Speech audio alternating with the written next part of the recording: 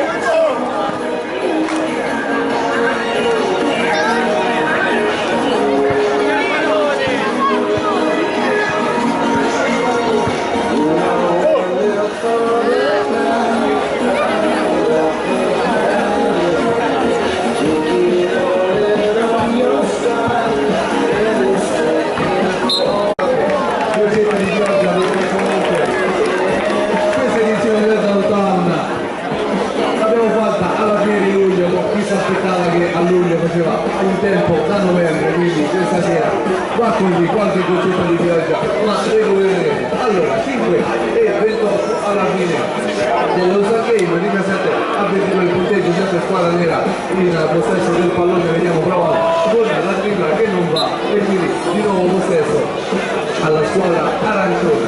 Ripetiamo, squadra arancione con Gabriele Piagoli con la palla in mano.